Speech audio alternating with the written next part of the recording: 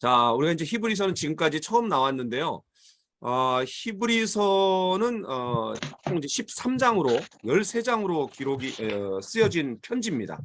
자, 그런데 이 히브리서의 기록 목적을 뭐라고 얘기하고 있냐면 13장 22절을 우리 김호숙 집사님 한번 읽어 주시겠어요? 13장 22절.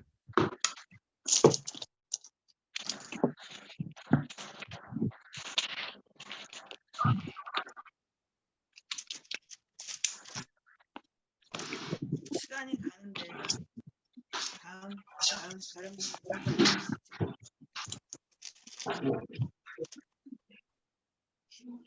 히브리서 13장 22절. 13장 22절. 형제들아, 내가 너희를 권하노니 권면의 말을 용납하라. 내가 간단히 너희에게 썼느니라. 예, 그러니까 히브리서를 기록한 목적이 뭐냐면 이 히브리서를 받는 수신자들, 편지를 받는 수신자들의 상황이 뭔가 이렇게 좀 권면을 받아야 될 상황이었나 봐요.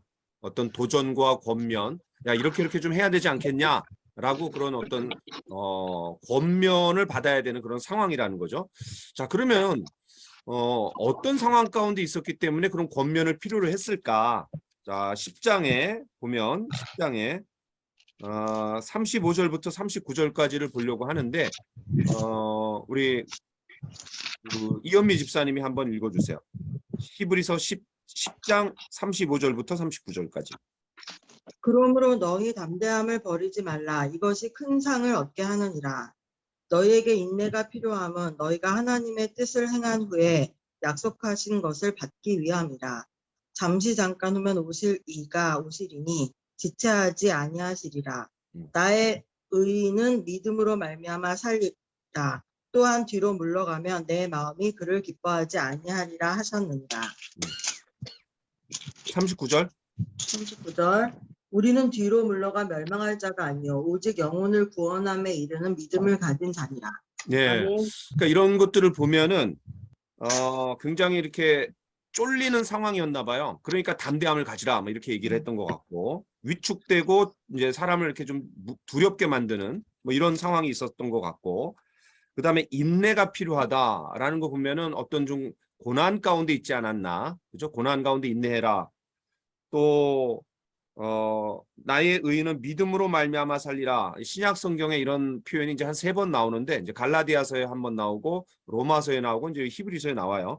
그러니까 아마 이 믿음을 잃어버리기 쉬운 그런 상황 가운데 좀 있었던 것 같아요. 또 뒤로 물러가면, 그러니까 이제 믿음이 뒷걸음질 칠 만한 그런 어떤 좀 위기 뭐 이런 것들이 있었던 것 같고요. 39절에 보니까 또 뒤로 물러가. 그러니까 어떤 앞으로 전진해 나가는 삶보다는 바람이 좀 강하게 앞에서 불어왔는지 어떤 고난의 바람, 또 이런 사람을 침륜에 빠지게 만드는, 또 멸망하게 만드는 뭐 어떤 그런 이제 상황들이 있었던 것 같아요. 그런 모든 것들을 좀 뭐 자세하게 알 수는 없지만 좀 통틀어서 얘기한다라면 아마 고난 가운데 있지 않았을까. 고난 가운데, 예, 그런 것들을 좀 여러분 염두에 두고 고난 속에서 갈팡질팡하고 뒷걸음질치고 또 이 신앙의 어떤 대열에서 이탈하려고 하고 믿음을 잃어버릴 수 있는 위기 가운데 있는 사람들에게 도전해주고 권면해주는 그런 책이다. 이렇게 여러분 보시면 좋을 것 같아요. 자, 그러면 그 위기 가운데 있는 사람들에게 가장 중요한 게 뭘까? 예수님 꼭 붙잡아라. 이런 거죠. 예수님 꼭 붙잡아라. 여러분 이제 히브리서 12장에 보면요.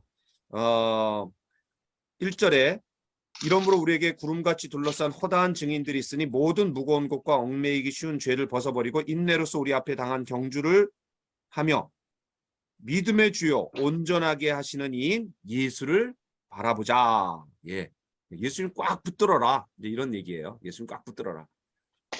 그러면 그 예수님을 우리가 왜 꽉 붙들어야 되느냐? 예수님이 탁월하신 분이기 때문에 그래요. 예수님이 탁월하신 분이다. 이게 중요한 표현입니다. 히브리서의 강조점이 뭐냐면 탁월하신 예수님이에요. 예수님이 탁월하시다. 그러면 이제 그럼 뭐보다 탁월하냐? 그러니까 뭔가 비교 대상이 있어야 될 거 아니에요? 자, 여러분 히브리서 1장을 보세요.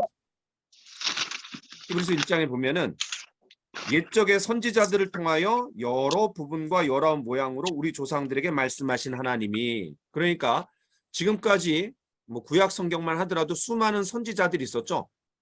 아브라함도 선지자라는 호칭을 받았고요. 또 모세도 선지자라는 호칭을 받았고, 뭐 이사야, 예레미야 많은 선지자들이 있는 거죠.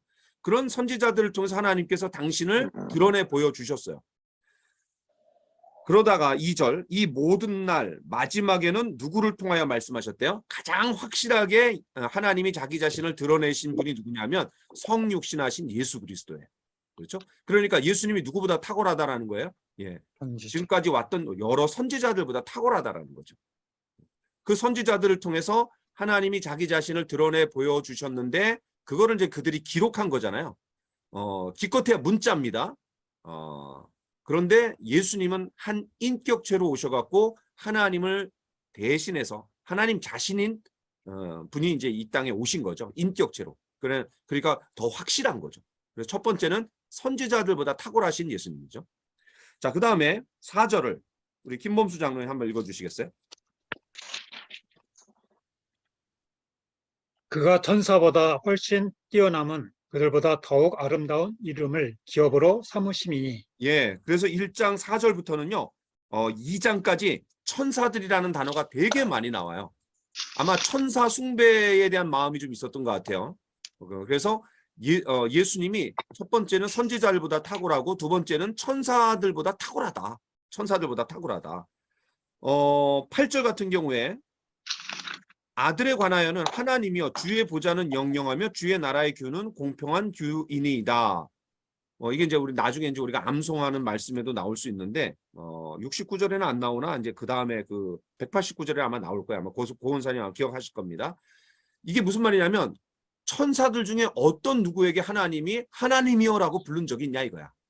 그죠? 그런데 예수님에 관해서는 하나님이여, 성부 하나님이 예수님을 가리켜갖고 하나님이여 이렇게 불렀다라는 거.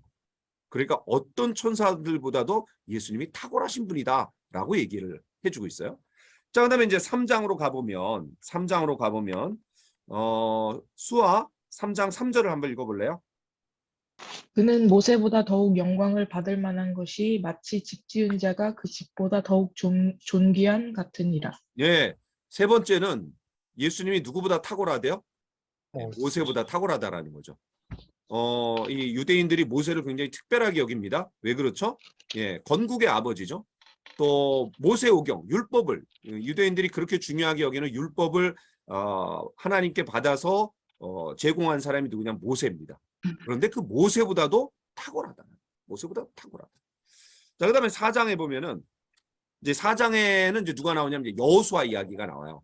그 여호수아가 너희들에게 가나안 땅, 젖과 꿀이 흐르는 가나안 땅을 선물로 줬을 때 안식을 누리게 될 거다라고 얘기했는데, 그러나 그 진정한 안식이 될 수 없었어요. 왜냐하면 예수님만이 진정한 안식을 주시는 거죠. 진정한 안식을 주시는 거예요. 그래서 4장에서는 여호수아보다도 탁월하신 분이 예수님이다. 여호수아보다 탁월하다.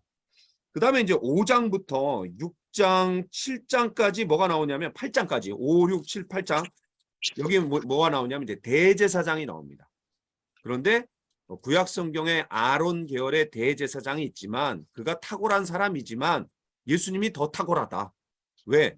그는 1년 동안 그러니까 모든 이스라엘 백성들을 대신해서 하나님 앞에 나아갈 수 있었지만 유효 기간이 1년이에요. 1년 있으면 또 나가야 되고 또 나가야 되고 그렇죠? 그런데 예수님이 완전한 대제사장이 되셨다라는 거예요. 자, 지금까지 제가 몇 가지 얘기했냐면 첫 번째는 선지자보다 탁월하다, 두 번째는 천사보다 탁월하다, 세 번째는 모세보다 탁월하다, 네 번째는 여호수아보다 탁월하다, 그 다음에 대제사장, 어떤 대제사장보다도 예수님이 탁월하신 분이시다 이렇게 얘기해요. 자, 그 다음에 이제 9장부터는요. 9장에서는 뭐를 얘기하고 있냐면은 이 성소를 얘기해요. 이 땅에 성소가 있지만 이거는 하늘에 있는 그림자일 뿐이다. 진짜 성소는 하늘에 있는 거다. 그래서 성소보다도 더 탁월하신 분이 예수님이시다. 아니, 성소를 완성하신 분이 예수님이시다 라고 얘기하는 거죠.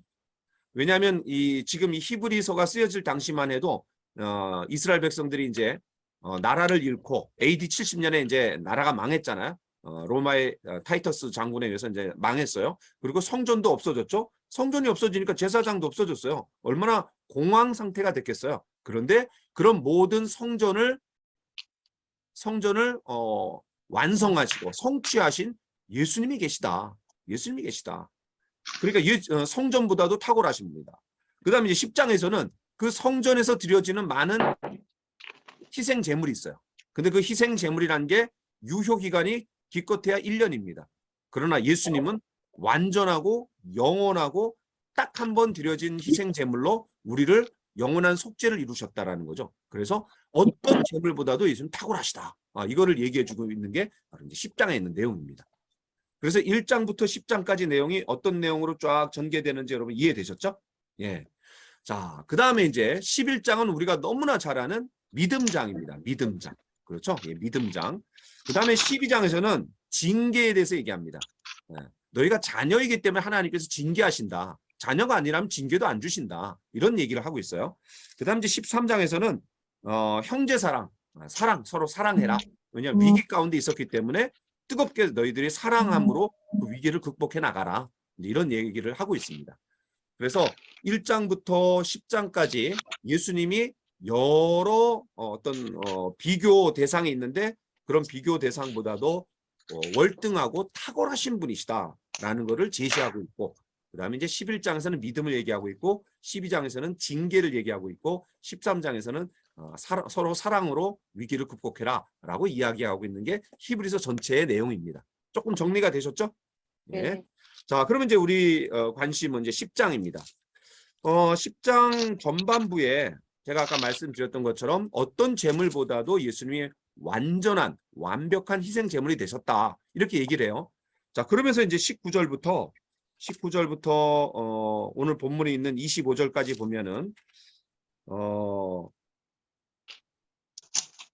완전한 제물도 되셨고 또 완전한 대제사장이시고 그리고 구약 시대에 있었던 성막과 성전을 성취하신 분이시다. 뭐 그렇기 때문에 예수님이 요한복음 2장에서는 이 성전을 헐어라 라고까지 얘기하실 수 있었던 거죠. 왜냐하면 예수님 자신이 성전이 되시니까. 자, 그러면 우리가 해야 될 일이 뭐냐? 예, 믿음, 소망, 사랑이라는 거예요. 자, 여러분 22절에 보면요. 우리가 마음의 뿌림을 받아 악한 양심으로부터 벗어나고 몸은 맑은 물로 씻음을 받았으니 참 마음과 온전한 믿음으로 하나님 앞에 나아가자. 예, 바로 예수님이 완전한 희생 제물이 되셨고 또 예수님이 돌아가실 때 휘장이 위에서부터 아래로 갈라져서 이제 누구나 하나님 앞에 나아갈 수 있는 길이 열렸기 때문에 우리에게 필요한 건 뭐냐면 믿음이라는 거예요. 믿음으로 하나님 앞에 나가자. 믿음으로 구원을 얻자. 이렇게 이제 얘기하고 있어요.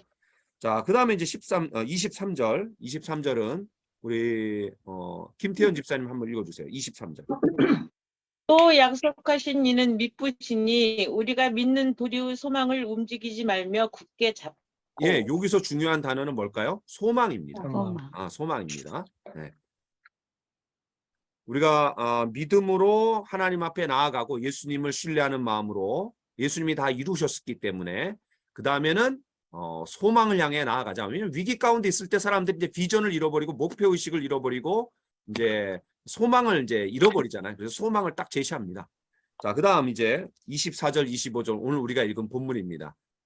암송한 본문. 여기서 뭐가 강조되겠어요? 믿음이 나왔고 소망이 나왔으니까 당연히 사랑. 사랑을 강조하고 있는 겁니다. 사랑을 강조하고 있는 겁니다. 흐름을 이해하시겠죠? 예, 흐름을 이해하시겠죠? 그래서 믿음은 우리가 예수님을 믿는 순간 과거가 됩니다. 그 다음에 소망은 아직 오지 않았습니다.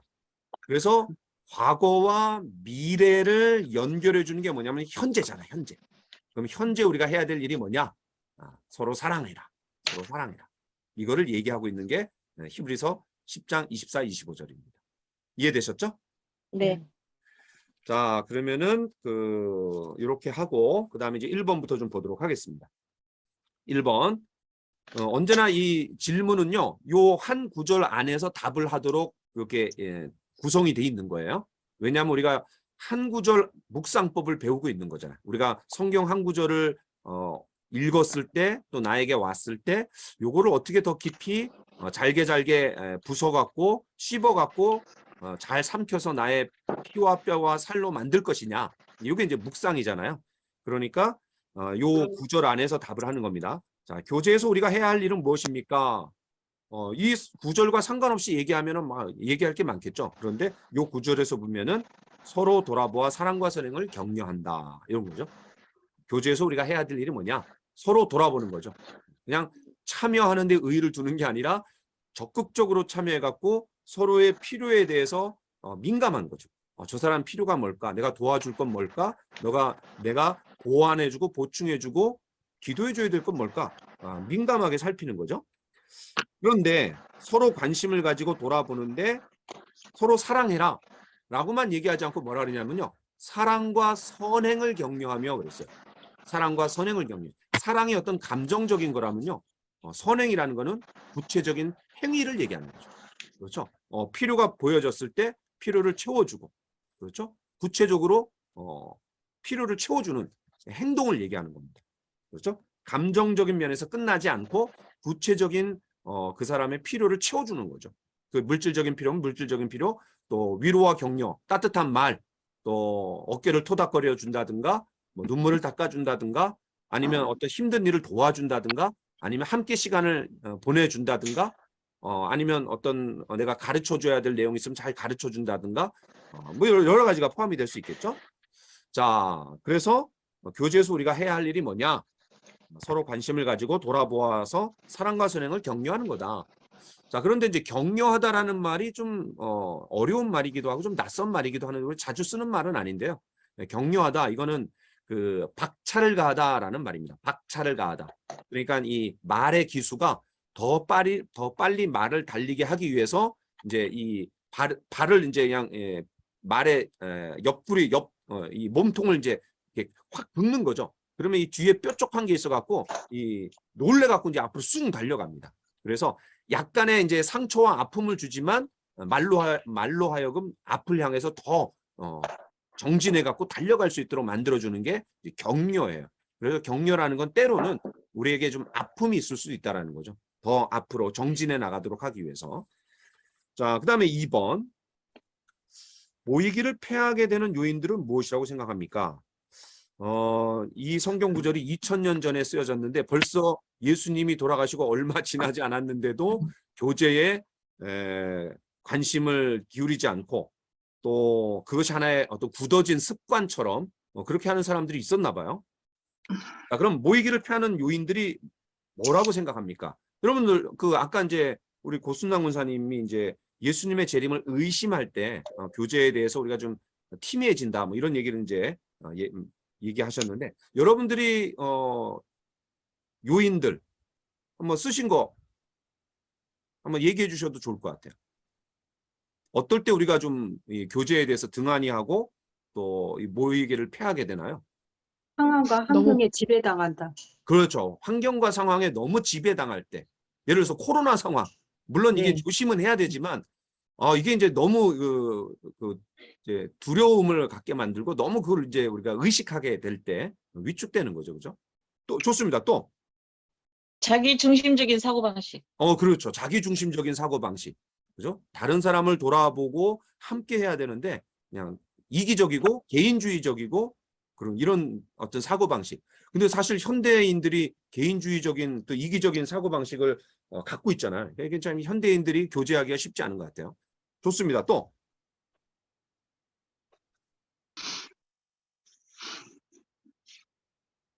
세상 일, 예, 세상 일이 바쁘다고 느껴져. 세상 일이 바쁠 때 교제 우선권을 못 두는 거죠. 그렇죠? 예. 참 이 중요하지만 열매 없는 일이고 또 한계 있는 일인데 거기에 푹 빠져갖고 우리가 또 신경 쓸 때 교제의 우선순위를 못 두는 것 같아요. 여러분들 다 잘하셨습니다. 하나하나 한번 정리해 볼까요? 첫 번째는 제일 먼저 우리가 게으름입니다.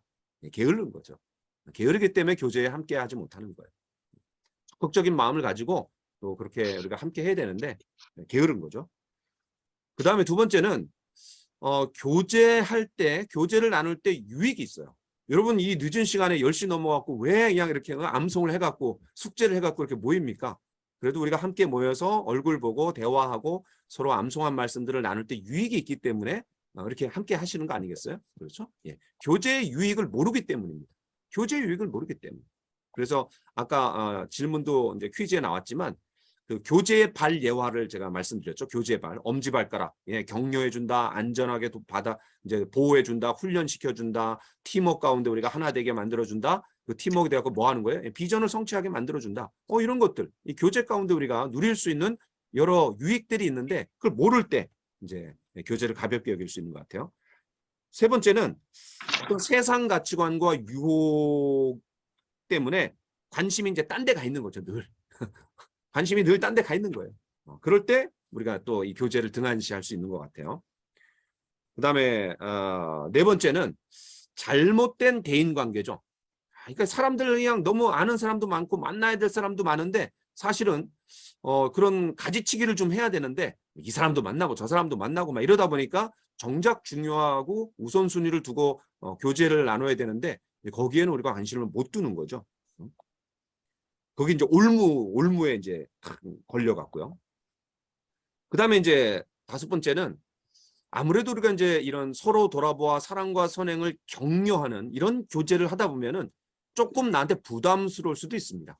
부담스러울 수도 있어요. 왜냐하면 나의 어떤 필요가 가까이 가면 갈수록 이제 나의 어떤 치부도 드러나고 연약함도 드러나고 그러다 보면 이제 다른 사람이 이런 거는 이제 어떻게 좀 수정했으면 좋겠다. 물론 뭐 노골적으로 얘기하거나 뭐 그러진 않겠지만 어떤 이 교제를 가질 때 마음에 부담이 있을 수 있어요. 부담. 그래서 그런 부담이 싫은 거죠. 그냥 홀로 있고 싶은 거죠. 귀찮은 거죠, 그냥. 그죠? 그 다음에 어떤 편의주의, 편의주의.